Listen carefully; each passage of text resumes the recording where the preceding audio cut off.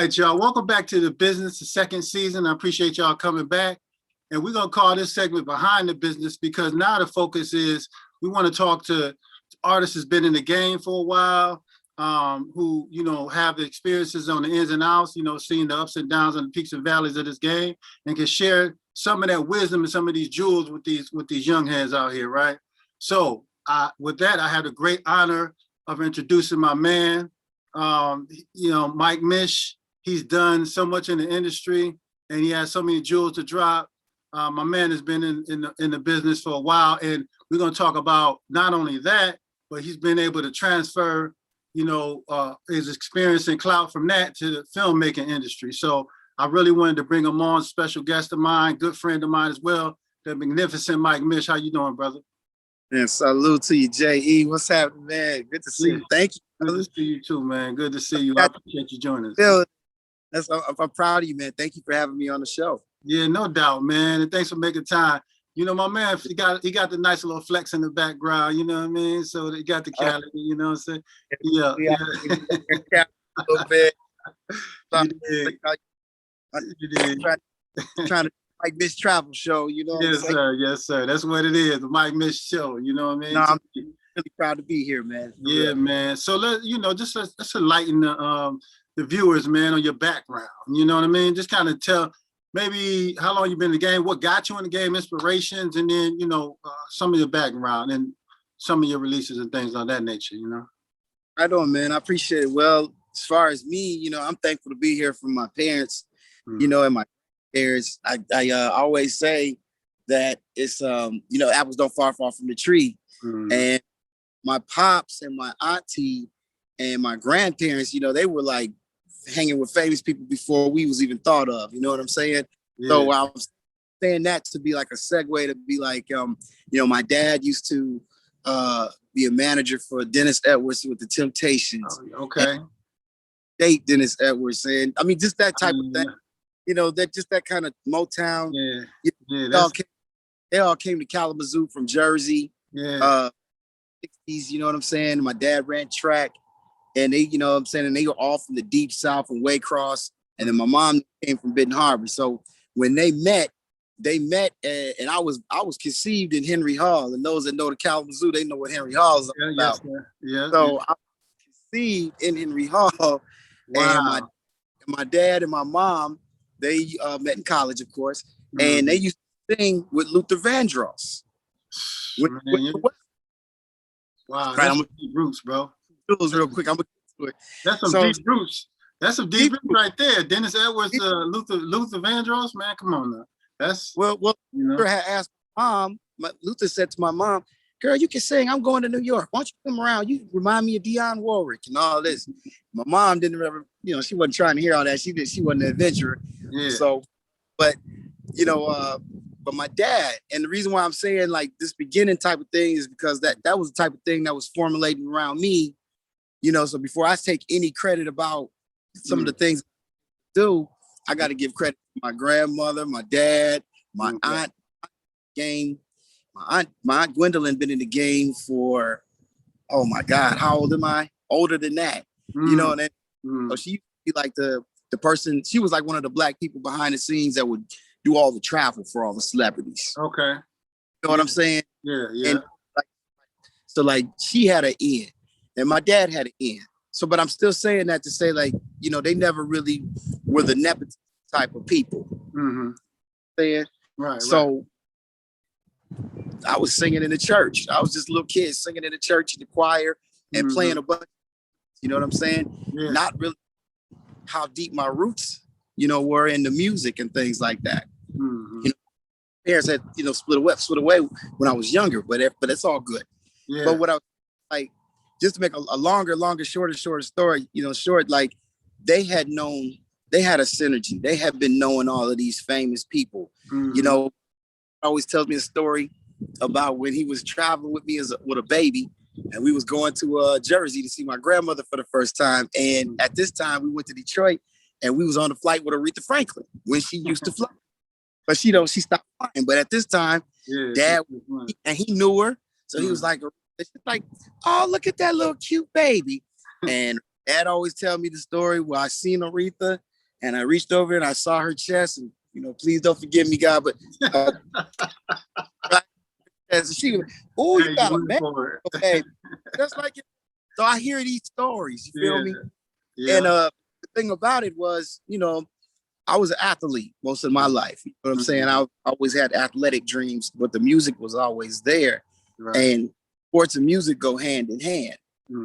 So, no doubt. By the time I got to the point where I realized that I was, really, really astute in the music and stuff, you know what I'm saying? I was also in the sports, but that was just every kid in the 90s, you know what I'm saying? That was, hey. All the rappers wanted to be ballers, all the ballers wanted to be actors. Man, you feel me? That's the same thing.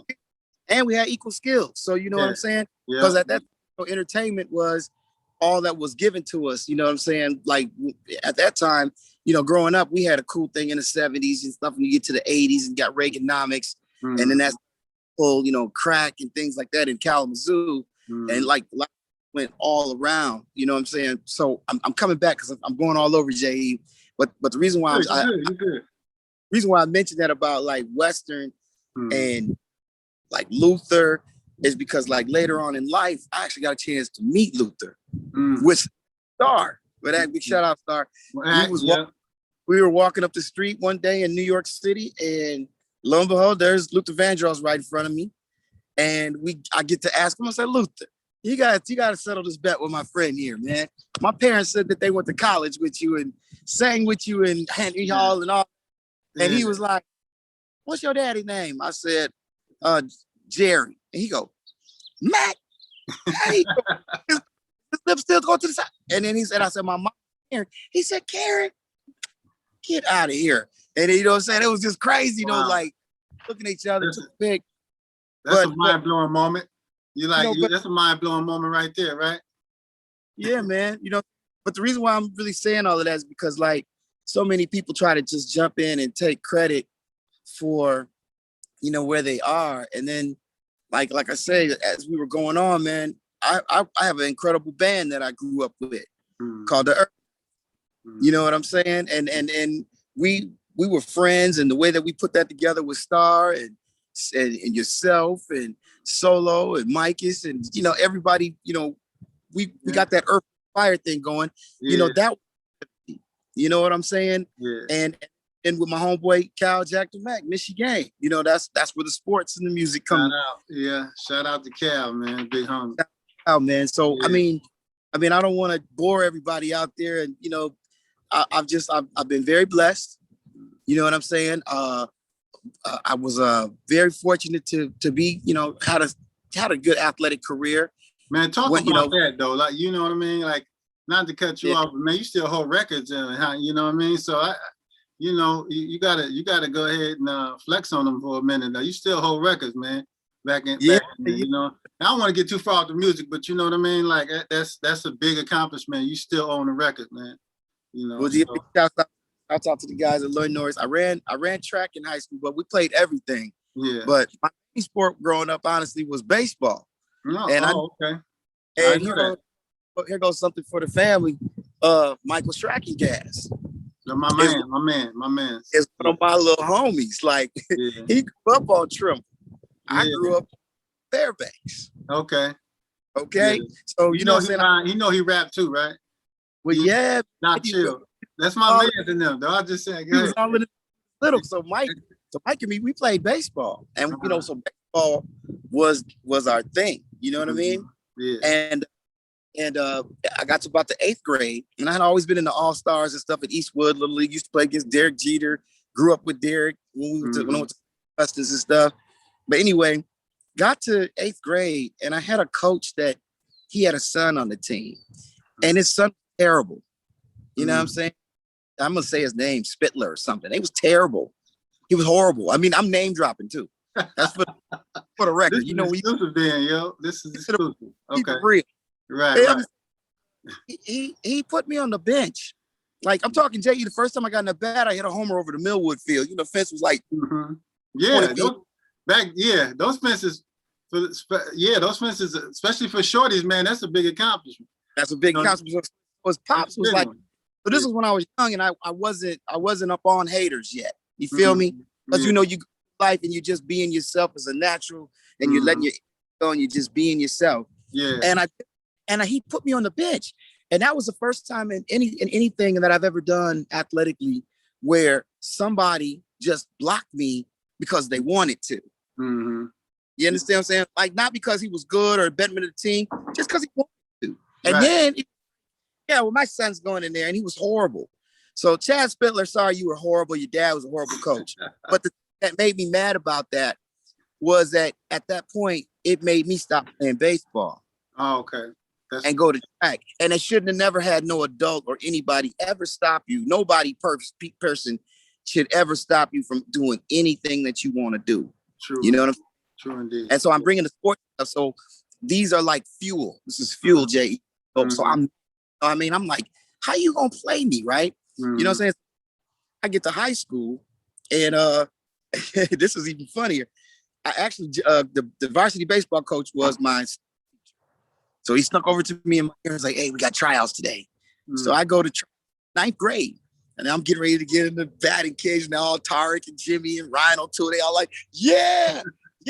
And I look over, and Coach Lucan and Coach Duckett is like doing like this to the Coach Green, and they in his ear. And next thing you know, Coach looks like, get out of that batter's box. I was like, huh? You know, This is when you didn't really have right. Wow. I'm just telling you. It was like, this kid's All-American. He's going to be an Olympian. So not only did I get my baseball dream squandered, it just was just not even able to do it. Yeah.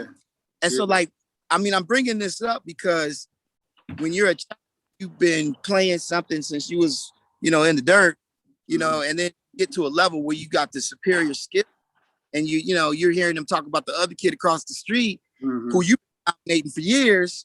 You're like, wait a minute, man. Yeah, I said it like that. It's a lot of politics. It's a lot of politics. Yeah. But see, that's actually a great segue to music too, because it's a lot of politics in the music, and I wanted to ask you about that. So yes. I wanted to ask you some of your experiences in the game. So you were in New York I just want to give the people a background. You was in New York City, NY for a long time. Talk about some of your experiences out there, because you were out there among legends and icons and all that. You rub shoulders with a lot of cats in the business. So talk about some of that. Well, after, I was long-winded with the sports, I was getting to it to say, eventually I got a track scholarship. Okay. At the university. After a few broken legs in high school, just had the person, you know what I mean? And went from college to college to college to college, and wound up doing about 4 colleges: Oregon, Kent State, Grand Valley, and then Western Michigan. And my last year at Western, I decided to go ahead and set up an internship at Island Records. Okay. And so I set up an internship with Island Records. Me and Dr. Jones, big shouts out, rest in peace to Dr. Jones. We set it up so I could have an independent study. Okay. I went to, and I did it like that. And I wound up going to New York, and it was amazing, man. The first couple of weeks I was there, I was, I met Super Nat and Killer Priest, and I was living in Brooklyn, and this thing happened, right? So I'm living in Brooklyn. This kid's going up and down the block, and he's handing out these flyers, and I'm sitting on the stoop, and he comes, gives me this. It's 94, and I'm like, Biggie Smalls. Who is Biggie Smalls? And the kid goes, yo, you don't know who Biggie Smalls is? Yeah. You don't know who Biggie Smalls is? This where you live? I said, yeah. I'm gonna come get you later, man. I'm gonna take you. I'm gonna show you who Biggie Smalls is, right? Yeah. So I'm like, cool. I had befriended Mike. This is my man Doc Scorp, and Mike and them had a studio around the corner, which actually Mobee's people. And I didn't even know all of this at the time. Easy Mobee? Yeah, this was all their people. Okay. But this I befriended in Brooklyn around the Paul Robeson Theater. And so they Aaron knows everybody in the neighborhood, and he's from Brooklyn. They send him with me. We go walking down, at Fulton Street. We singing the song. I'm like, yeah, I've been hearing that on the radio, Hot 97. Yeah, And us Midwest people, we personable. You know what I'm saying? Right. Yeah, no doubt. I didn't know there was some New York rules. So we all talking, and we get to the spot, and Aaron freezes up, and my man was like, yo, he's right there. And I'm already beelining. Now Biggie had his back toward me and I tapped Biggie on his shoulder and he whipped around on me and the eye was like all in my face. He's like, I was like, Biggie, hey, what's up, man? My name is Mike. I'm from Michigan. He goes, work, Mike Mich, what's up? And I go, yo, man, I just want you to be the first guest on my show, man. It's a TV show called The Rooftop, man. We're going to be sitting in Brooklyn or New York, whatever, and we could talk about your career, overlooking and stuff, man, smoking the L, whatever you want to do, man. And then he eased off. He's like, word. He tapped me up. Mike Mich. Yo, go tell Puff. I said, go tell Puff. I said, give his card to you. And he tapped me up again. He turned around. And Mr. C was up there. He got on the stage, live from Bedford-Stuyvesant, the live. And then Dre comes out. He goes, yo, son, Biggie just gave you love in the club. Do you know what that means? And my man, Bobby Ism was his name. He's like shaking his head like, yo, B, I don't know how you did that, but that was dope, yo. You know what I'm saying? So that was my first, and that's how I got Mike Mich. Yeah, wow. I never knew how you got that tag, man, but that's dope. You got that from the, King of New York. You got that. B.I.G. That's real. That's a real dope story, man. That's a real dope story. So tell me how you. So okay. So back to Island Records, right? At the time, who was on Island Records? I don't think some of these young heads know who was on the label. There's a couple of heavy hitters on that label, right? What I mean, I you got me into my flavor, man. I'm gonna tell kids. My first day, Island Records. All right, and interning. The Juana Graves and Earl Sellers, they left. They was leaving to go to a thing in the South called the Jazz Festival in New Orleans. Okay. So they was Ronnie Jordan. And this is the first day. I mean, and here's the craziest thing. The person that told me where Island Records was Chris. But and he had Russell Simmons in the car in a red Corvette in the village of Lafayette. I kid you not. And it was the first talk to the whole day. I was just like, I seen a brother, and I was like, hey man, where's Island Records? He goes, Island Records? It's over there somewhere. And I kid you not. Man. Look over, and he's like, and Russell Simmons was in the car with Chris Rock. I knew it. And they was a Tower Records, and they went into Tower Records. And right across the street at the time, the village was 4th and Island. Yeah. So at the time, I walk in, meet my people for the first time. First day, they're like, okay, this is what you're going to do. You're not going to talk to nobody. You're going to do this. These pile of records got to go to this show. There's a show at the Palladium tonight. I want you to go to the front, show them the records, tell them Earl Sellers sent you, and you wait, and you go in, and you give these to the DJs in the booth. And I was like, yes, sir. Okay. Yeah. And I look at the record. Okay. It's Eric B. and Rakim, whole paid in full album with the green and everything. Remember with the green album cover? Yeah. With the dollars. So it was. And then over here, there was another one. And this record, I didn't know what it was because it looked like, I thought it was Shaka Khan. Yeah. Because it was looking all crazy. So I go home and I get my stuff together and I'm carrying these records and I wind up going to the Palladium. And I did just what he said. I brought like 2 and 2. I didn't bring them all, but I brought a couple of them. And I brought thing, and then I turned. And as soon as you get in to the Palladium at the time, you make a quick left, there's the DJ booth. So I go up in the DJ booth and it's Funk Master Flex and Big Cap. Rest in peace, Big Cap. Funk Flex. So Cap sees me and I'm like, I'm handing him a record. He's like, ooh, give me that right now. He ripped the joint from me, threw the vinyl wall like this and put it on the record. And then Flex was like, yeah, I'll take those 2 right there. So I'm asking them Flex. Now we're in this little itty bitty shotgun thing where these dudes is 3 turntables each for each one of these 2 guys. And so next thing you know, Cap goes dippa dippa dippa dippa dippa dippa dip, boom boom boom boom boom boom dippa doom doom doom doom doom dippa dippa doom doom dippa dippa doom doom dippa dippa doom dippa doom. I know the girl, her name is Maxine. Her business was so he's over here rocking Murder She Wrote. And then Flex is over here and he's Murder She. I met this little girl. I met this. I ain't no joke. I used to let the mic smoke. I got goosebumps right now. I'm watching these 2 dudes. These heads is just going in with each other, like flipping the record back and forth. Word. And I mean, they did this mix for like 30 minutes. So anytime you hear that Shockademic and Pliers, you know what I'm saying? One of the records I broke. I helped to break. That's you know what? So, it's just to know that like you behind. Now you look at it. Those records obviously were huge, right? I mean, yeah, yeah, man. It's like now you think about it's like I was behind some of this history right here. People don't even know about, right? If I told you all of the things, it's almost. Let me just say it like this: everything that had happened from this time when I got to New York, everything was like this, real linear and just like a wave. You know, just kind of goes and flows because one event led to the next. You know, that night was a great night. You know what I'm saying? There was a fight getting ready to break out in the middle of the spot, and I was standing there, and somebody literally grabbed me and moved me behind them and did like this. And I looked up, it was Maceo from De La Soul. Yeah, that kind of stuff. He just moved me and shit. It was just like, but I wasn't in the fight. You feel me? That kind of stuff, bro. Oh, you know, man. Yo, so, these people. So when I was, all these people you just casually run into. You know what I'm saying? That's how small.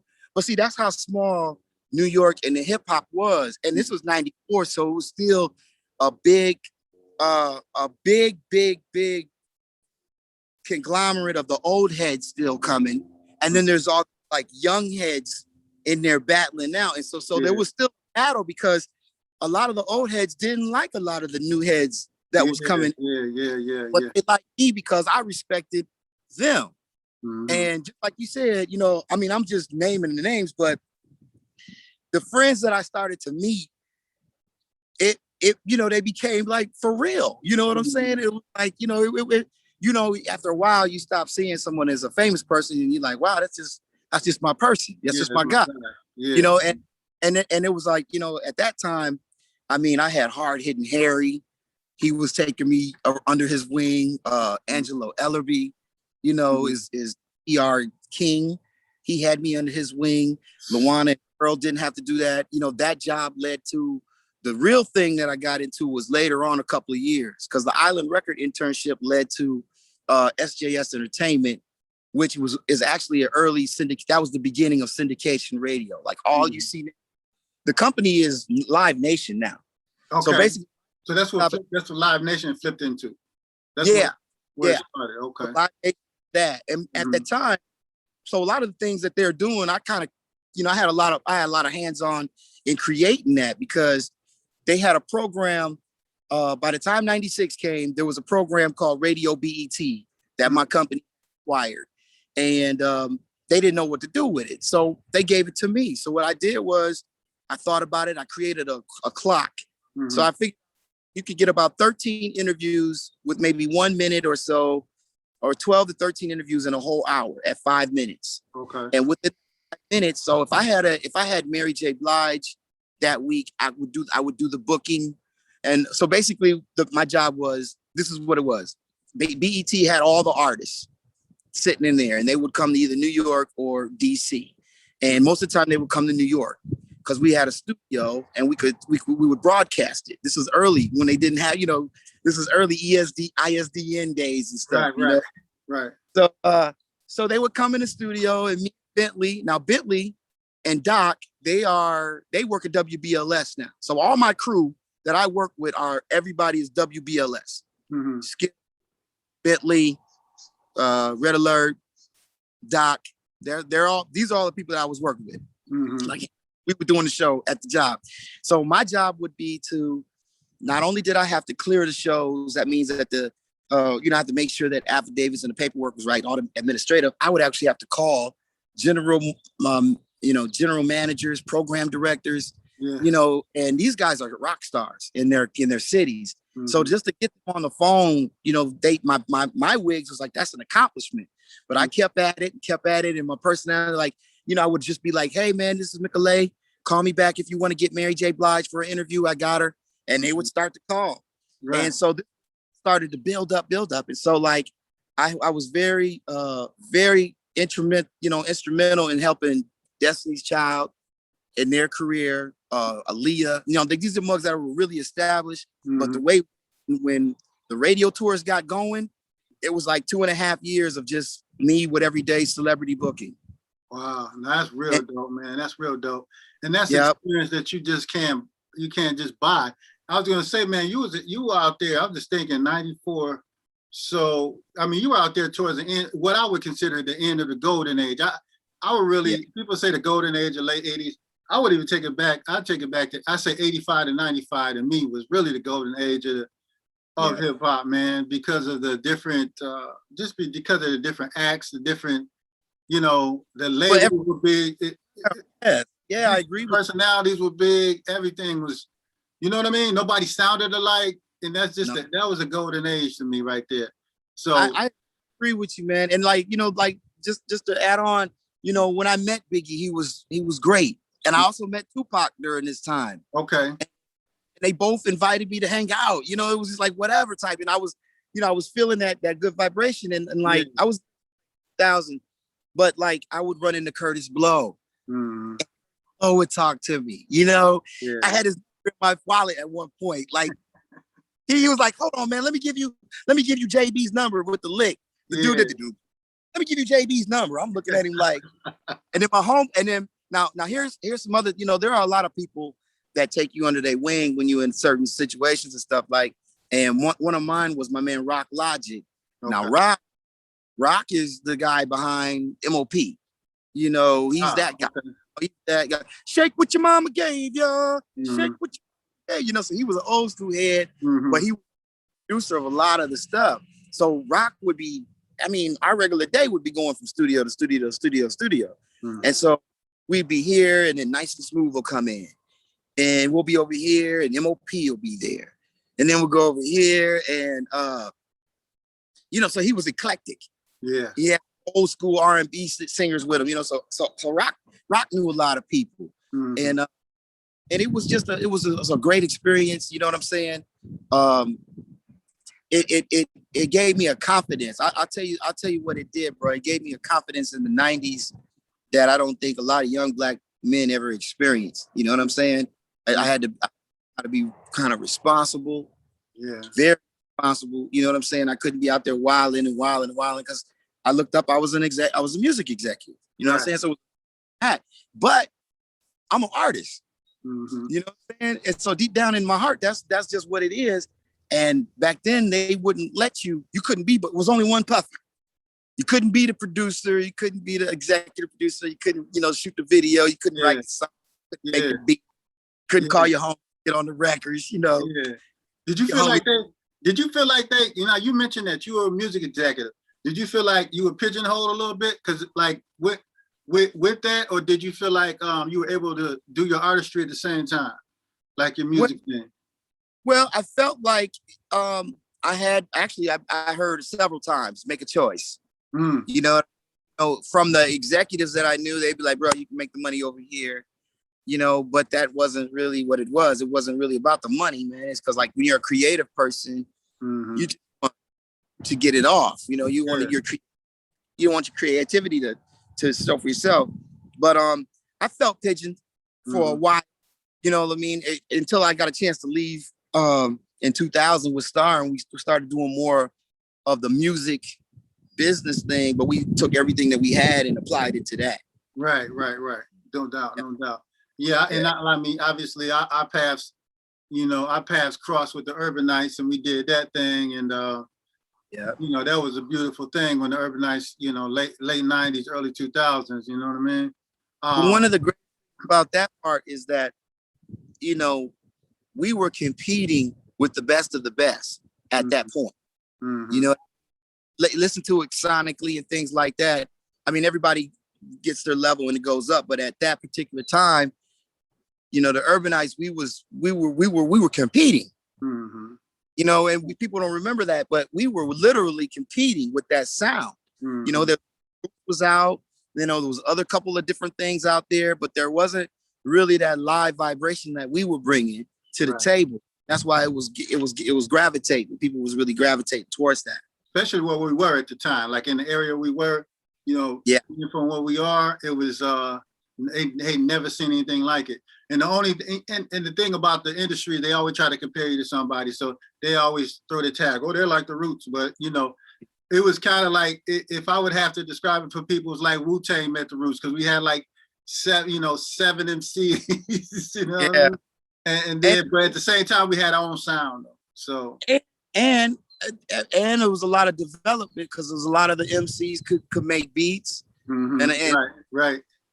Integral parts. I mean, we had shows with Tone Ozier could get up and go play the drums, and Micus could get up and go play from the drums and play the keys, and so versatile. Yeah, so versatile. That's one thing people couldn't match, was the versatility, man. It was just, you know, and it's hard to describe. It's one of the things that he said, well, you have to be there, you know. One of the things when I was living in New York that I learned about the business is that the business was, and I spoke about this earlier, it is very nepotism. You know, when those things, they got their family around, you didn't know that they was family. You know, people don't know DMX and Run DMC. They're all Simmons. Mm-hmm. Okay, that, you know, it's painful, but it hurts, but it's deep when you really go beyond the spectrum. You see it. Right. You know, wow, I didn't know that. I knew both of them were Simmons, but I didn't put that together. You know what I mean? I didn't put it together. I was saying that to say, you know, it was hard for us to get in the business because there was so many of those spots filled by family members. And that was one thing that, you know, with us coming from the Midwest, we didn't understand that kind of business. Once you get there, it's really mafioso kind. You know, you got your family, you got your aunties, your manager, your dad and them got security, your uncle take care of the promotion, you know, everything is in the family. And one of the things that is hard for people to understand now is that you have to have that kind of togetherness still in this, you know what I mean? And I know I'm going like all around the world, but those are the ones, and those are the qualities that make you still have, you know, relationships and good music to this day. Plus the music does a lot. You could put on some Urbanized stuff and it's timeless. Yeah, it's timeless. It's still timeless, man.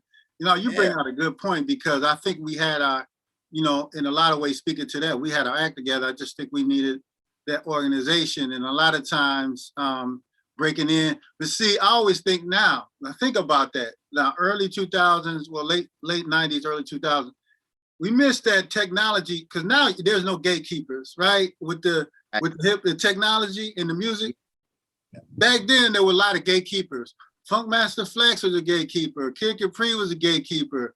Red Alert, all these cats who had positions of DJ, they were DJing in these stations, radio stations. So now, with everything being so wide open, the Urban Nights will move back in time 10 years.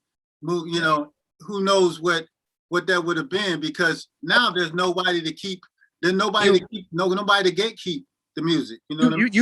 You bringing up some other stuff, and I'm like, whoa. Yeah, put us in a time machine in 10 years. Put us in a time machine in 2008, 2009.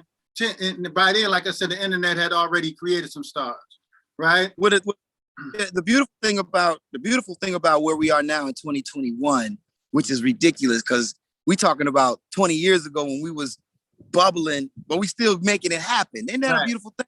Yeah, I'm gonna do 2 points real quickly on that. About one. Go back to the Gatekeepers, because a couple of guys I know. What up, kid? But I tried this. I want to try this. No. I just want to say something, because there was also Clue. Remember, it was DJ Clue, and remember, because you had to get on the mixtape. Remember, there was if you didn't come out with a record, then you had to come out with a mixtape. Right, no doubt. You know what I'm saying? Yeah. And then also around this time, wasn't nobody giving Master P no love. Nah.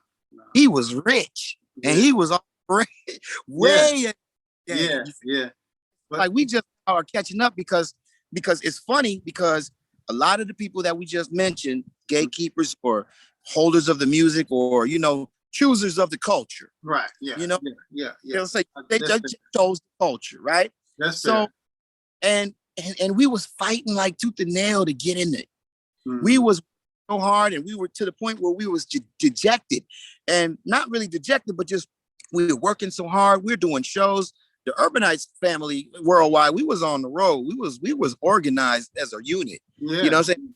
Would have known what we was on, they would have been and jumped on that. But because business was so, I ain't gonna say tainted, but it was just so closed-minded. You know what I'm saying? back then it hurt us, but today it's a blessing. It's a You blessing. It's a blessing. our masters, Son owns his masters, Mike is on his masters, Tono Zero.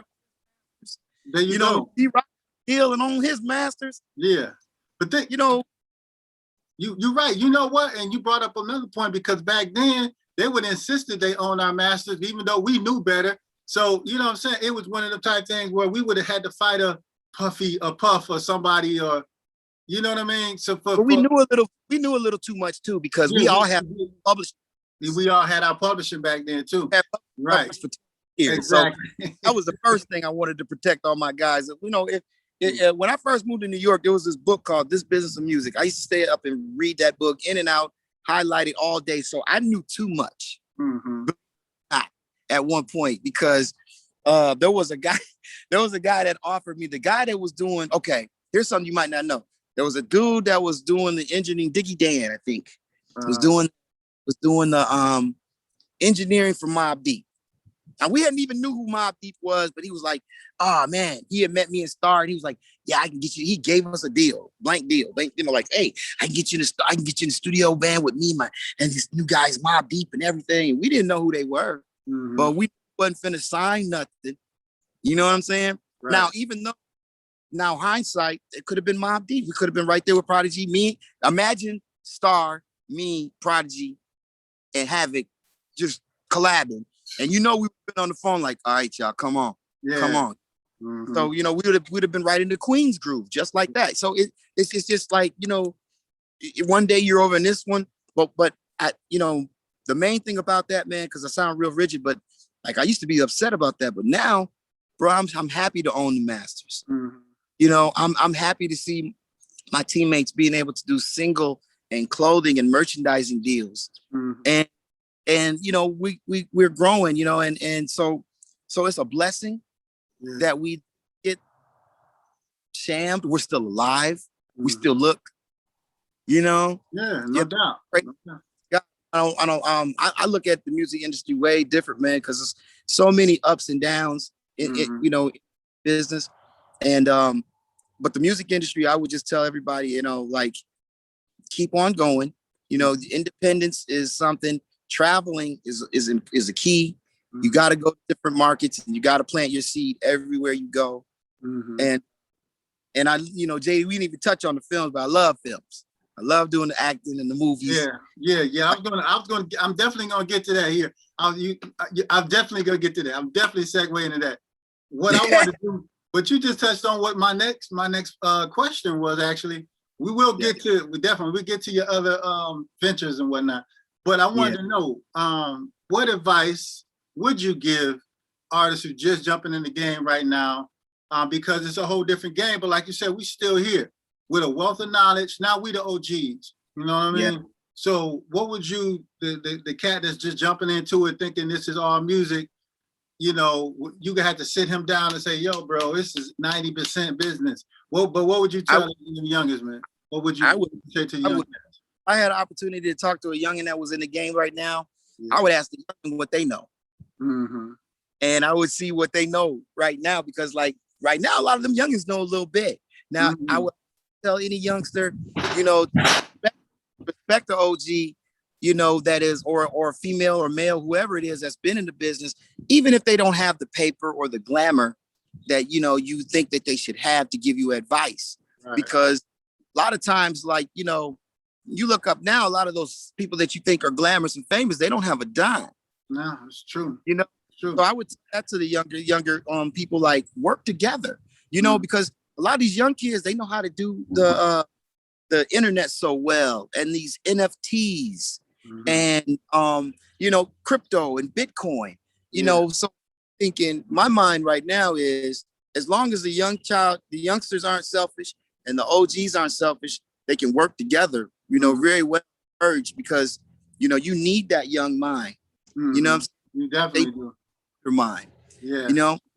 But the advice I would give them is stay independent and build your brand. Believe in yourself and build your brand. You know what I'm saying? Like, you know, like nobody knew when I was holding a little video camera going to Mich show 25 years ago, it would be going You feel what I mean, Jay? You know what I mean, Jay? Yeah, So, yeah. you know, and believe in yourself and have confidence, because people will try to tear your ideas down, they try to tear you down, you know, without maybe without trying or without harm, but you still always got to believe in your product and what you do. You do. And you can't. Also, I would tell them, you've already, man, that's a great breakdown. I just tell them, hey, you don't need a label. You don't need a record. And also something that's come up because I did a little managing here over the past year. And I've come to some realizations too, man, is that as an independent artist, obviously I'm an artist and I was trying to manage, but at the same time, you don't really need a manager, bro. You don't need a manager until you got money coming in that needs to be managed. I always tell people, if you don't have anything to manage, you don't need a manager. I think people get ahead of themselves. You can go as far as you can go without having to add that person onto your roster. That's another check you got to write. You know what I'm saying? And I think a lot of people, and that's also how your business gets screwed up, because you know you're putting somebody else in your business now, and they might not be giving you the whole. You know, they might not be keeping it 110 with you. Let's just say that, right? So you want to go as far as you can go on your own until you have to add a PR. Well, I think a PR is more important than a manager right off. But before you need a manager, you want to get an accountant and you want to get a PR person at most. You know what I mean? And that way you're doing most everything by yourself. You know your business, you know your cuts, you know your splits or whatever your money, your business is. I just think it to me, like I said, I learned that lesson the hard way. But as a manager, you're not. I tell young people, I got a cat right now down that's in Memphis. He's in Memphis right now, and he's like, "Yo, bro, I want you to manage me." I'm like, "Bro, what do you have to manage? It's got to be more than just the music." So, in other words, you need promotion, right? You need promotion, bro, before you get that manager. You know what I mean? Because you don't have anything to manage right now. Said that about managing, because I've done the managing thing before, and it seemed like, no offense, I felt like I was working harder than my artists sometimes. I'm like, the artists get mad at me because I got the opportunity to do a show, and we maybe a couple dollars. You mad? You don't want to do it? I'm like, bro, you know how speak up, and it goes back to exactly what you're saying. When have confidence in yourself, build your own brand. But at the time, you're right. As you start expanding, you have to have people in your team that believe in the process together. Yeah, now, no doubt. That's the teamwork will make the dream work, man. You know, I wasn't gonna share too much, like I wasn't gonna share too much, but I will tell you, like okay, let me give a local kid an example. Let's say living in Burlingame, Vermont. There's not really a big hip hop scene there, but you got a hip hop record and you making your friends dance and everybody likes it. And you know what? Okay, cool. What you gonna do? How you gonna appeal to the little kids? How you gonna appeal to the kids your age? How you gonna appeal to the old people? You know, what kind of marketing are you gonna have? You know, what can you build around it?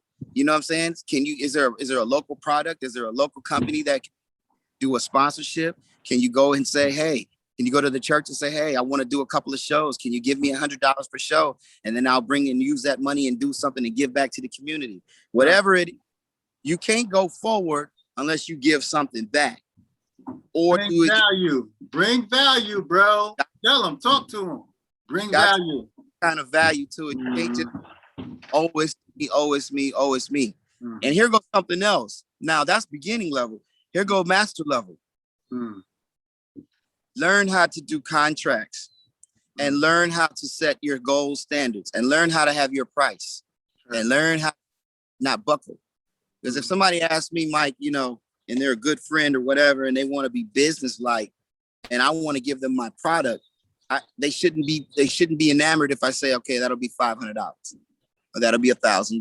Right. That's a fair price for what you're going to get. Right. You know, and get practice of doing that, because you don't want to get to the level where your song's on a Mercedes-Benz commercial, but they watch your shit from Spotify and you get for 30 cents for a national commercial with your shit flowing. So That's where I'm talking about with the master level. I'm telling you, man. Yo, this is why we have Mike Mich on the show. You did. This is why we have Mike Mich on the show, because everything he's saying right now is just like, again, this is, like you said, this is high level, where you have to understand, not only as an artist getting in the game, and even us older, our veteran artists, man, who is your audience? Okay. Yeah. First, identify your audience and grow out. You're not going to please everybody. You know, you're not going to be able to grab a certain demographic or whatever it is. Take your audience and then build your tribe from there, right? But like you said, no contracts. Get used to having a standard and having standards and setting the price and standing on that. Standing on that. Sometimes that means you're gonna miss out on a deal or two here, but at the same time, you're standing on your principle. And I think because artists have sold the dream, and now sudden what's been popping up online has been here for I've been seeing it for a little while now, is people want the shortcut. So, okay, let me get you this Spotify package where you get 110 million plays for $5. Everybody wants to take the shortcut. And don't nobody know one record that you got. I said they don't. You're so funny, man. Look, man. And that's another I'm gonna just sit back listening to you right there, homie, because you just breaking it down. Because it's real. It's real. It's real. You know, people out there buying, it's just like you can't buy likes. You can't, numbers don't lie. You know, you gotta put the work into it. Yeah. A few years back, the Kalamazoo Gazette, they loved to eliminate people who did things in the 1900s. They just want to give everybody the credit in 2000s and just say, hey, we don't can grab, even print and publications like to push lies. Oh yeah. So what about that is, you know, all you young kids out here want to just, you know, get fly and just go from A to 0 to 100. You can do it. You can get your money and pay for it and look good and get about 10 likes for 10 weeks. But next year, well, where's your record at? Right. Or 20 years, because they still going to be playing and singing your record. Right. You know, I mean, trust me, the persons you looking on the screen right now, we have people singing our records for 30. Yeah, there you go. Yes, there you go. There you go. Have you a product that's going to last? All right. Or you can get to, I'm going to be this and that and buying all that fake stuff. Look, I know what my Spotify numbers are, and I'm happy with the organic numbers that they get. There you go. And you can sleep at night because, you can sleep at night because what? They're organic. You know what I'm saying? You don't have to worry about your profile getting snatched down. You know what I'm saying? None of that silliness. So another thing for the people out there that, like, you know, because so many people think that you're supposed to put a record up and you're about to have $1 million. No, man. You know, that Spotify and the YouTube and all these Deezers and all these worldwide stores that, you know, for somebody like me and my crew, I can probably speak for my crew, but I'm sure that they understand what I'm saying. For us to just try to go hard and give our best, and we were competing with the Tupacs, we were competing with the Eminems, we're competing with Daddy K's, the LL Cool J's, the DMX's, the Mobb Deeps, the you name them, the Outkast, the Roots, you know, Urbanization. We was in Michigan, we was competing with those. So what I'm saying is not to say we were dejected, because we was getting a little noise, but we weren't in, and we wanted to be so in. But here later, and if somebody asked me to get my catalog, they would be mad if I told them the price that I want. Exactly. Look, what you was thinking about, homie, because I'm at least getting 500 million. You did. You did. Yeah, at least.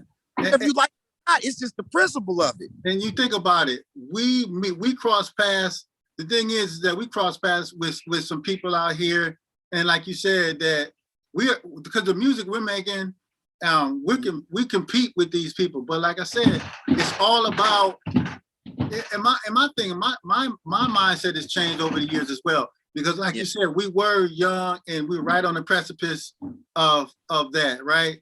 But now, like I tell people now, man, it's all about legacy for me. I have a standard of music that I have to make, but it's all about the legacy. Because if you look at my catalog, like you said, you look at your catalog, I wouldn't give that away for anything now. I'm so glad that Put my arm around your catalog, Jay. You're a dynamite. Yeah. Make me yeah, and it's nice to be able to say, hey, you know, I can go and perform these songs without having to get permission. I could go rock a show without having to get permission. And you know what, man? Nobody owns my name, right? That's what I'm saying. You know what, Jay? That's probably and not to cut you off, but just to agree with you, bro. That's probably one of the best joys that I get right now. Is because you know about ownership and things, and you have seeds. They go to the children. Copyrights exactly. 5 years, and it never gives up. So I have old heads that are like, "Oh, you ain't making no money on Spotify. You ain't making on YouTube. Where the check? Where the?" You know, old heads is always where this. But you gotta be like, look, it's a stock market. We spinning in the zone. We spinning in cyberspace right now. People all over the world is spinning our music while we in here enjoying talking about, you know, the grace of God giving us from trying to knock on the door to door closed in our face to now we sitting back sipping lemonade, not even and they adding pennies. It's a stock market. I'm 50. If I can still kick it for another 50 more years, that's trickling on. That's trickling on. Trickling on to the seeds. You're right. That's called right. Residual income. There you go. another note for y'all. Go get you some residual income. You know, residual. Let me tell you, little knucklehead, something else. You want to get your own game? Hit some free game. Go down there, go find a state that's legal with weed, buy you some dispensary things, equipment, so nobody can break it. Put that shit in the college campus, get the AOK, have the weed coming down there, they slide the 20, drop the dime, and they go. There you go. See, but they won't give me that business that I think about, but I have to put it out there first to let everybody wow. But when they come back to this, they're gonna be like, damn, Mike Mich was one talking about vending machine weed. Fuck a candy bar and soda. Let them go get the weed. Give me $3,000 to pick up. Bro, hey, don't give them too much game. Just go ahead. I have to give them that one game, J.E., because this goes on all day long. Yeah. But they be blocking us, bro. That's what I'm saying. They be blocking it, but they're not gonna be able to block. Now somebody's over here. Let me rewind what he just said. Did he say vending machine weed? Exactly. And somebody it's gonna pop up somewhere.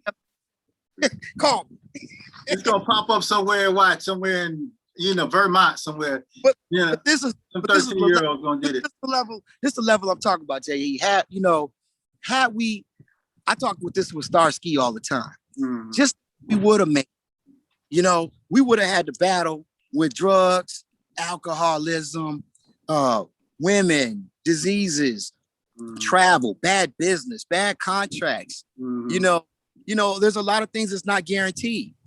Feel so thank the grace of God that we're still here. We're able to laugh about it now because we really cried a lot of years. World, we cried a lot. It hurt our heart being urbanized. We used to do we had 3-hour shows, 4-hour shows live.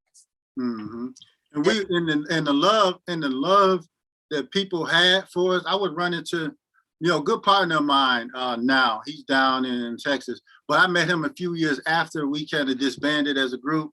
But then he was talking about, he said, man, this is live group, man. I wish I remember. He said, they were called Urbanization. They used to perform down at Lafayette Tap Room. Man, I just love them. I wish they'd make another project. And I'm sitting right here in the flesh. I had a CD on me. I'm like, look, bro, you recognize these cats? Like, I'm like, just the impact that it had, but the impact that we still have today, we talk about back then, the impact we still have today. Everybody's kind of branched out and still doing their thing.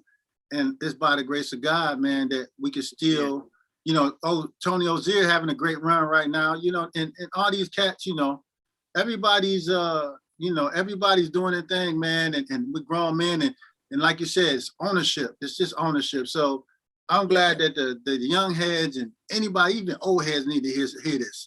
I'm glad they're able to sit down and hear this, man, because this is what it's all about. You know what I mean? Just enjoying the fruits of your labor, and we still out there working. We do what we love for a living, man. You know what I'm saying? I'm much right now, Jay. Man, I mean, because we could go on and on and on and on, you know, with each other about this, man. But really, the reflection is good, brother. And it's like, here goes another thing. When we was coming up, a lot of y'all young kids don't understand that, and we don't mean to be like downing you when we say young kid, because like we just understand that you just don't understand what we were going through at your age. Before there was upon a time, Black men wasn't even living past 25 years old. In fact, Tupac died at 25. Yeah, they did. So you got to look at it like that was a stigma that the world was putting on hip hop and this new rap and everything. You know, they was putting that on us. You know what I'm saying? And we couldn't see the black magic that people will, you know, side eye and black magic that people putting on. You know, we didn't have no conscience about that. We didn't know how to break those curses and break those things. You know what I'm saying? But when you get older, you do. But the thing about that is in the 90s, bro. Well, I'm think about yeah. How long we've had to live and go through things as a black man, but here we still young and fit and vigor, and we just now getting to the point where, hey man, this is kind of funny. Yeah. Tell me I can do this and get this with that. It is. You know, and there's a lot of people that didn't make it. Yeah, that's true. That's true. And then on the flip side, there's a lot of people that made it, and they're, you know, like DMX is gone. He the same age as that. So he went hard in the pain. Yeah. And so I guess what I'm saying is I'm thankful, you know what I mean, to be here, because we not all promised tomorrow, you know what I mean? The grace of God greatest. And I keep going to that because you got to keep some kind of spiritualism. I don't care if you don't have to be religious and that, but be spiritual, because that'll awaken all of your chakras to keep you open. If you got any block inside your body and stuff like that, for example, if you hate somebody, you stressed out. You don't even know it. You know what I'm saying? Mad at somebody. You giving your conscious thought about somebody that don't even know. You giving away your breaths and your life and mad about something that somebody else. So, I mean, there's a lot of spiritual and healing things that you can learn through the music. And then like over time, you just like got to let the natural things go. You know what I'm saying? And like now, man, like this is crazy. Sitting out here in California talking to J.E.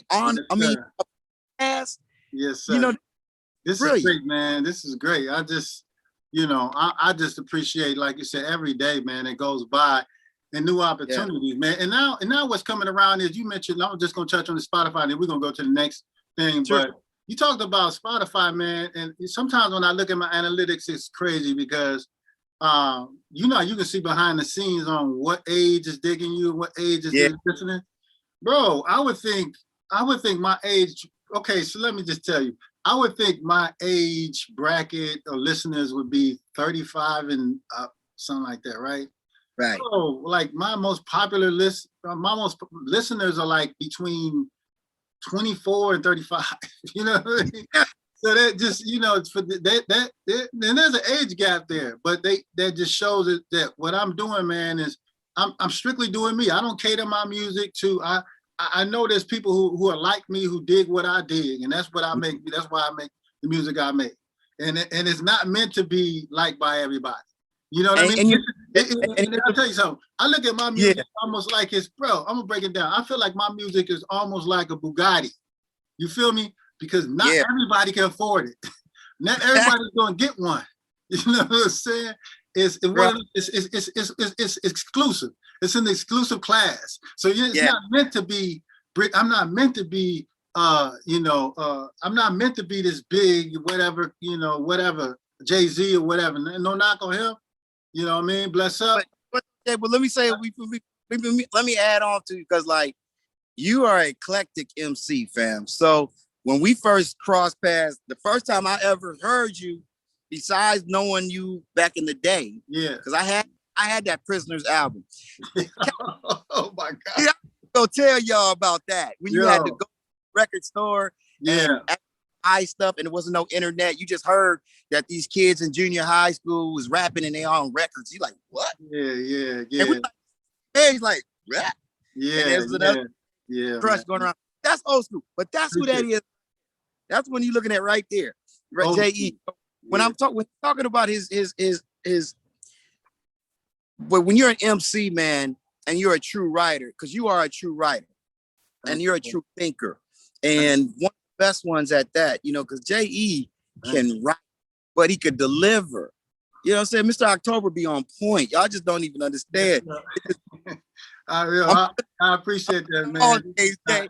So I understand when the 24 to 35 year olds, because they've never heard you before, and they're hearing it on Spotify and they hit them out the air like, whoa, wait a minute, who's that artist? What's that? Because they're so used to, you know, they used to dummy music.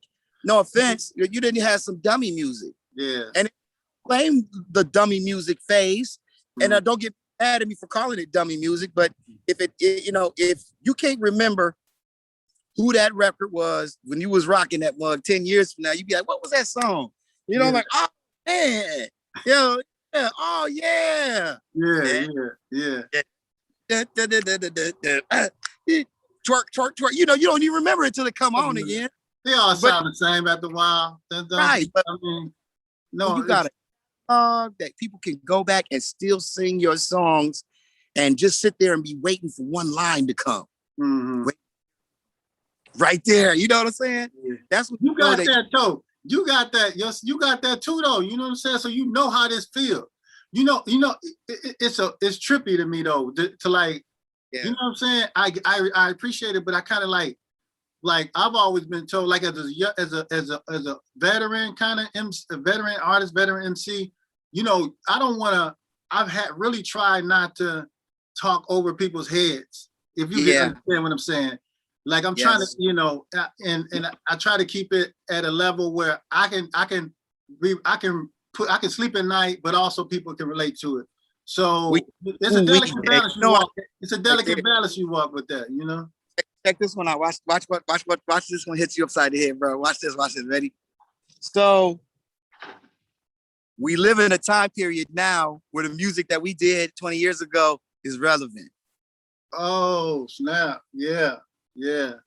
So by saying what you're saying is we was far advanced with our lyrics and what we was getting into, but we had to try to bring it down a little bit so people could vibe with us. Yeah. But on that other level, when we let it resonate and just go, it's prophetic because there's records, and you hear that the stuff is happening now that you said, I said, Tono Zier said, Solo said, Stars. Yeah. Man, I might mix it, you know, it's all there. Shot everybody, man. You know what I'm saying? So I mean, that's why I guess I have this silly grin on my face as my years get later, because it's like it's hilarious to me. Because it's like that all stuff that, you know, that stuff means something. And then the new records that we're doing now, you know, are more, you know, we're really getting in deep. So that's why drop you in the head, man. Like those records we was doing back in Sink and Swim. Yeah.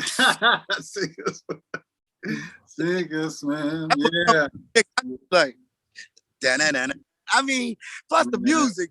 You know, we was Shout out to Dynamite. Shout out to Dynamite. Right, we got out to Dynamite, man. We got groove in our band, y'all. Yeah. You just don't even know. Dynamite, man. But I wanted to tell you that because like the reason why those kids now is because they're listening to real lyricism.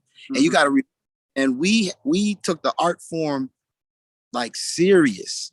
You couldn't be an MC if you want an MC. You got booed. Yeah, and you did. You did. Quick. Stop. You know what I'm saying? Yeah. So man, man, come on now. Tell them about it, because you know what, man, I just remembered that too, because like it's been times where, and I've seen your performance, man, like obviously this one show in particular that was going around the internet for a while, man. Now I'm just like, you just came in there with so much, like, you know what I mean, confidence, charisma, and just rocked it, you know what I'm saying? And I'm just like, yeah, this is the like example of MCing live. But you know, I think as with the birth of autotune and all this, and the trippy, the kind of, you know, vibe of the wave that people are riding right now, the lyrics became a little less important. So I guess for me, the importance of, like, when you see a 24-year-old, he's not really checking for a J.E. So for this is an honor that he's gonna listen to one of my records, and maybe he might catch something or listen to a Mich record and be like, oh snap, I know this cat is older, but look, they respect the foundation, they respect the game because we were given the game. You know what I'm saying? We were given the game from the Big Daddy Kanes and the Rakims and the Grandmaster Kazes and the Melly Mills. So we were given the game, man. So I think it's only right when I talk about legacy is when I'm making music for legacy, it's not only for my kids, but it's also for the next generation. Here's something in the time capsule. Y'all can check out. It'll be, be relevant 10 years, 15 years from now. That's why that's the crazy part, man. And that's so true because, we were all trying to do music to be fad, but it was hard when we were just straight up MCs. We were trying to the dopest MCs, the best flow. That's all that mattered. In the lunchroom, that's all that mattered. That's all that mattered. You're in the circle. Jay, you brought up you're making me think because, we're smiling now because in this journey we checked the boxes right, forming, production, lyricism, skill, honing into your craft, promoting yourself. We got shows right now. I mean, it's a good feeling, to hear your partners on Spotify and yourself and your music coming up in the mix. And it's like, I be sitting there. This is what trips me out. I can pull up Spotify now and I can see your picture next to this artist, Tone next to this artist, Solo, and it just goes. And then I go to like 2 Radar releases. There goes Tone's War joint. Yeah, right. Exactly. You know what I'm saying? There'll be Redman joint, and then there'll be my joint. I'm like, now we charged together. Man. But that's like, you, J.E. is like, you had set the standard. You and Dynamite actually had set that standard for business long before we was really, elevating our music to that level. So definitely shouts out to you and much appreciated. Dynamite, much appreciated. Like I'm serious. You guys knew how to put the product up. As I swear, the internet was up. Y'all was on it. Yeah. That's it's an honor to be mentioned, man. Because you like to say a lot of the people like behind a lot of the movements, man, they get forgotten because it's all about who's hot right now and whatever. But just to know that there is a lineage, you know what I mean, and cats still appreciate, bro. I can have a stack of money on a chair, but to me, what's worth more is that props from your colleagues, from guys you respect, and they, you know what I'm saying, they respect you back, and it's just like, man, that's why we got to the game.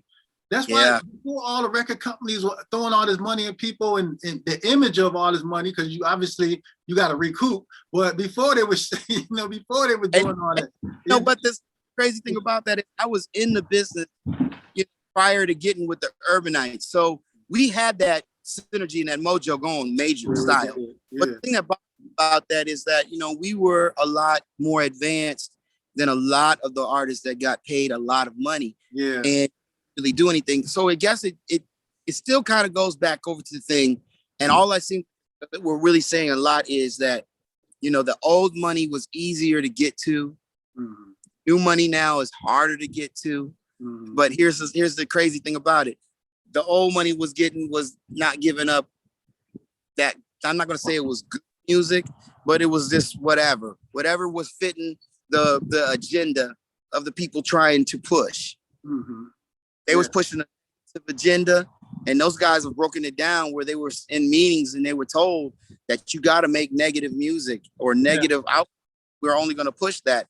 So just the freedom of now, not only being recognized, but just, brother, having that freedom where there's no gatekeepers, and the music is spinning, and you can put up a song when you want to, and you can promote when you want to, and things like that. I think that's the golden era is right now for us. Yeah, I agree with that. And like I said, I'll just go back to, because of technology, man, it's really opened up. It's really opened up doors, but. It's an amazing thing. But I want to get on to this before we get out of here, though, man. I wanted to talk about not only is it the music, what makes you special as an artist is that, you diversify your portfolio. Talk about the filmmaking, brother. Talk about tell us how you transition into that, because to me, that's what it's all about. Like you get, you know, going back to not being pigeonholed again, you know, we can't be pigeonholed as just artists, man. I thought about this a couple of years ago before I got into managing. I was like, it's so much, I have such a wealth of knowledge of other things involving the music, the mechanics behind the music. Let me try to put you know, pay it forward and manage. Now I'm doing podcasts and doing some other things behind the scenes, merchandising. I got my own clothing line, you know what I mean? And so, you know what I'm saying? So talk about the movies, man. Talk about the filmmaking. Now, it's all about you, though. Talk about the filmmaking. Thank you, J.E., man. Well, you know, when I went to college, at the University of Oregon, I had a track scholarship, but I also went into acting. And the thing was, you know, I've always loved acting, you know what I mean? I took it serious. And when I got to Kent State, I was in the acting classes, and this kid came up and said, hey, man, go try out for this movie. And I'm like, I ain't gonna try out for no movie. Long story, both there, we do the tryout. I get the part. Not only did I get the part, the dude liked me so much, he dragged me along, and I was holding the camera, and I was white balancing, and I was reading the script. And next thing you know, I learned how to make a movie. But I was dope. So, and this was like 1992, called Bride of the Killer Nerd. And you know, the crazy thing about that was I got the bug. So I don't know. I know the artists, I know the thin clads out there will understand, you know, I mean, the thespians, get that bug, yo. And then next thing you know, you want to do it all the time. So I just started, you know, to sharpen up my skills, and I would be ready. I would have monologues ready when I would go to auditions. So, you know, and then I learned how to get a skill of reading whatever the part was, you know, who it was, and developing this character in my mind. And then I would completely memorize everything. So I would go into the things with they'd be like, where's your paper? I was like, I got to memorize. They'd be looking at me like, what? You know what I'm saying? And then go, you know what I'm saying? But the film thing, I guess it's just organic, because I've always had a camera with me since I was young, you know, from when I was little, you know what I'm saying? Always carrying the camcorders, everybody telling you to get it out their face. Here goes something, Jay. When I went to college, I was a double major. I had communications, mass communications, and African-American studies. And I never forget when I went there and I said that's what I wanted to be, the counselor said to me, there's not going to be any jobs in communications. Oh man, really? Yeah, but to just get back to the thing, the film thing, I should have took more advantage of it in New York, but my hat was more towards the music. But I love writing films. I went to film school. You know, we just recently I wrote a film called, you know, Pizza Delivery the Movie. It's hilarious, but because I couldn't get everything done, unfortunately. But where one thing does that stand at? Where does that stand at? I've got it to the point where I could probably do like a YouTube version. You know, and I'm gonna have to do that, because those shouts out to all the actors and actresses in the Pizza Delivery the Movie, because, you know, Keys and Prophet was there with the screen. Well, speaking of that, Prophet's one of our band members from the Urbanites. P was doing the screen, you know, like he making sure it's funny, you know, like from transit, you know, I'm writing the script and he transit to make sure it's funny, and then Keys was shooting it, you know. So that actually, Jay, I'm gonna tell you, I think that was my niche. Like, you know, going through stuff, and like I actually found my real enjoyment. You know, the busyness of producing a film is you never stop. Right. You know what I'm saying? I was acting in it. If I didn't have to act in a movie, it's you know, going to raise money for a film, you know, going to get the locations, you know, going to get the okay from the city, you know, going to get, and you know, and having auditions and making new talent, and you know, and bringing crews together and bringing people to work together. Like, you know, one of the best things I've seen is, even though I haven't produced the movie this last movie the way I wanted, the best thing that was the crew that came out of it. You know, I see Prophet, I see Keys, see them all, and now they're all touring, and Picasso and Patience, and you know, they're all making videos. That makes me feel wonderful, because I see Black business in the making, Black men in the making of making it, getting it done. Like, no, you know what I'm saying? That's So dope. that was the biggest encouraging thing about the films.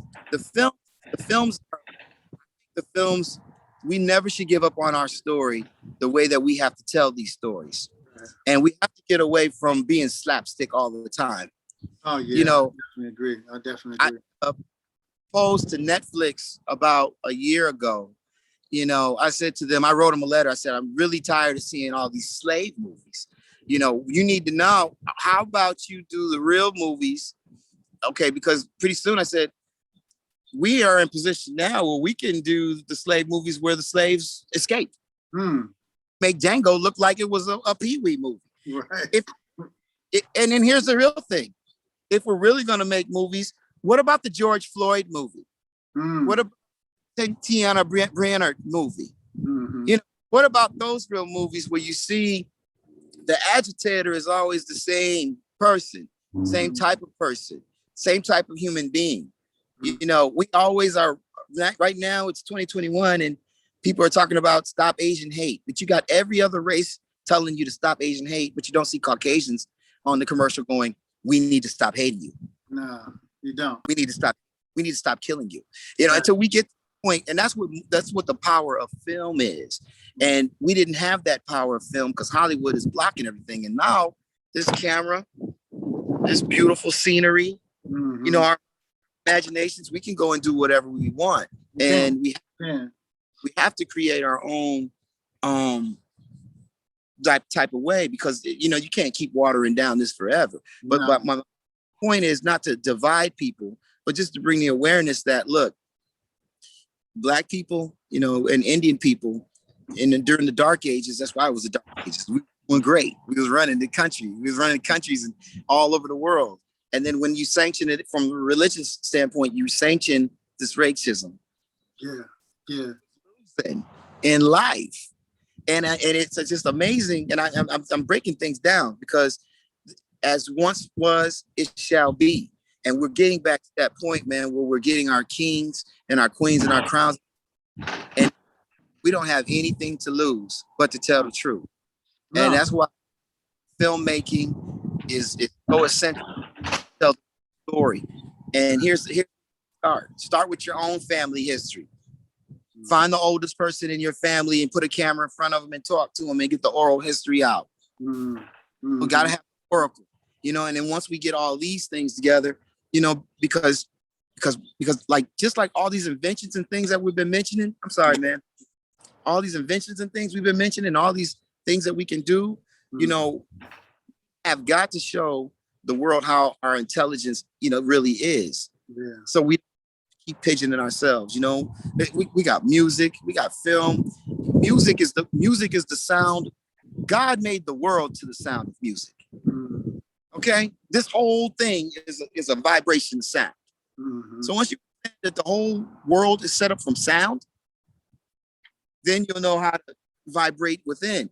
But you can't ever keep having us. We're never going to get anywhere until the world's powers that be look themselves in the face and say, we need to stop doing what we're doing, because the rest of the world is on point and ready to. Right.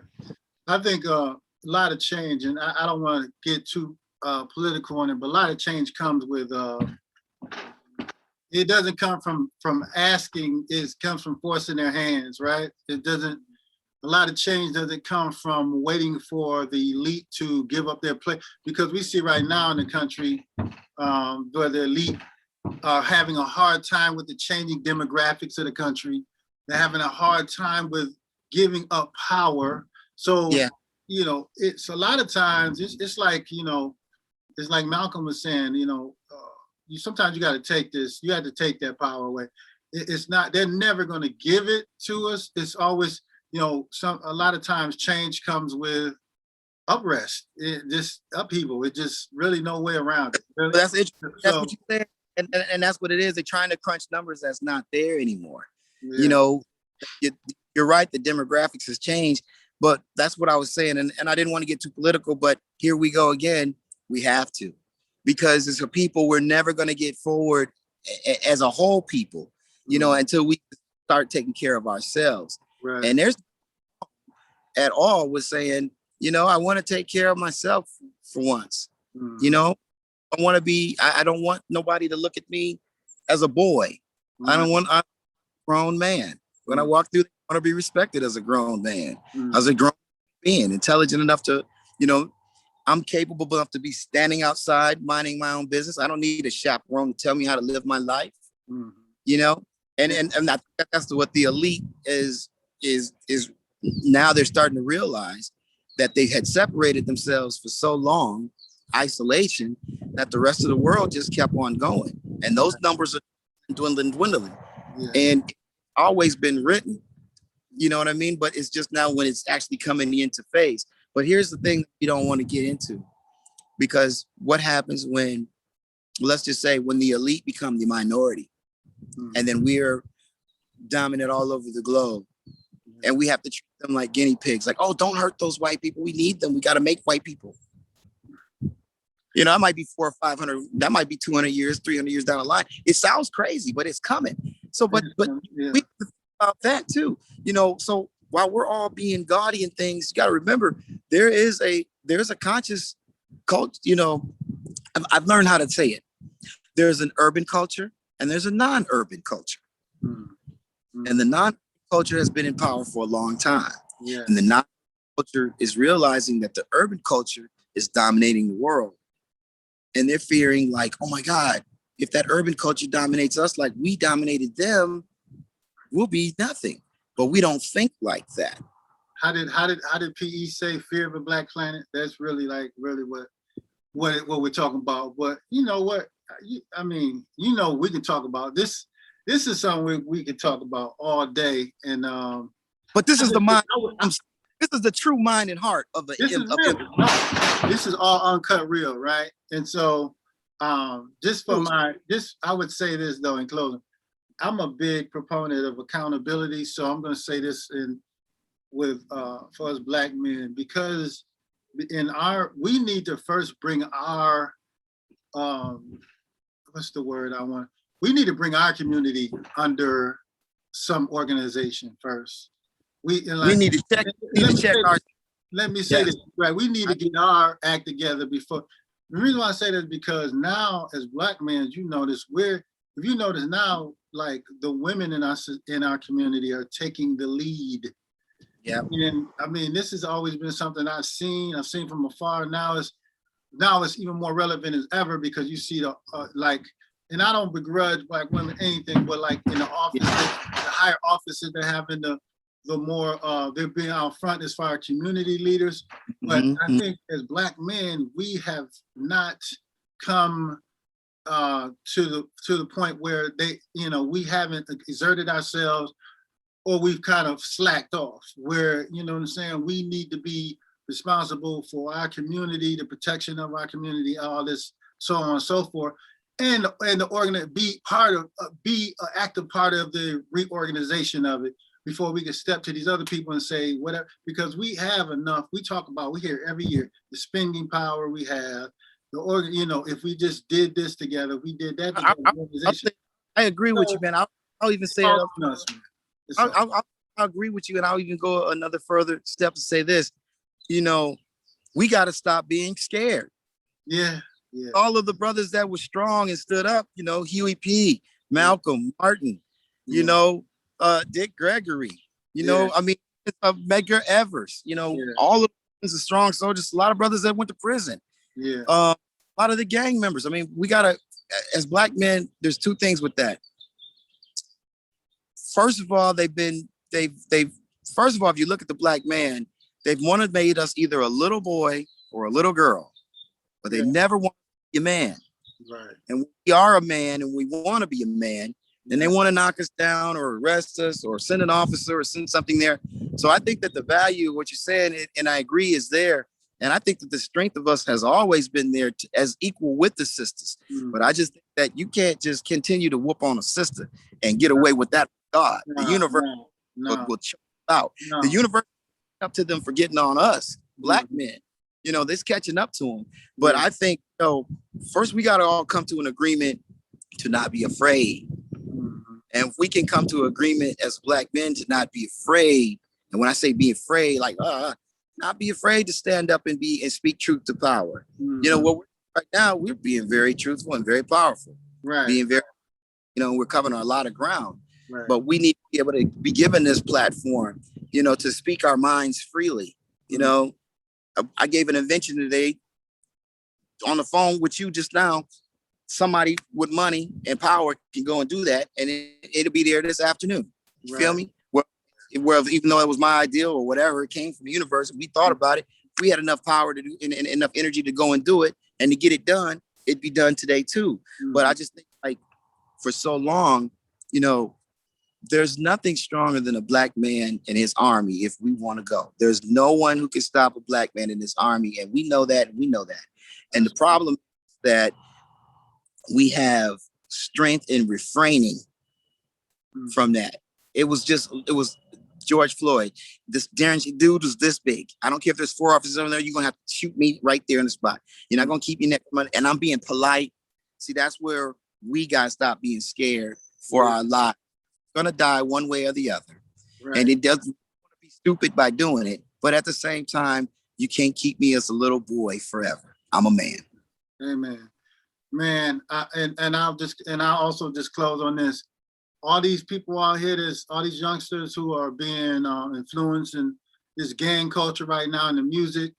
Just keep in mind the reason why the first gangs were formed were to protect the neighborhood, and that's gotten perverted to now where it's all about division. But the first gangs in LA were, the Crips and all that. That was it was supposed to, just like in Chicago with Larry, like all that was supposed to be. The disciples, all that's supposed to be to protect the community. Then it got perverted, and then when we got the crack in our communities and all that. Sorry, the hummingbird was just sitting right here. Word. Okay, okay, we go go ahead and set this. I'm not gonna stop that because you exactly right. Look, I said that because the hummingbird came to listen to me saying, and your hummingbirds don't come up. That mug was right here. Yeah, I looked like he just stayed there. He was listening to what you saying, and see, but see that right there is exactly what it is. And see, and I agree with you. So we are on that verge of being strong back, for our communities again. And here's an expansion. A lot of black men have white children. Yeah. Okay, like it or not, a lot of black women. We're all one family now. So when are we going to get to the point where we talk about being a human family? Right. And if we can get past the language of, black, white, not that I always love being black. Right. Never. But I can also dig being a human being because if a human being, then I can respect your game more and you can respect mine more. Right.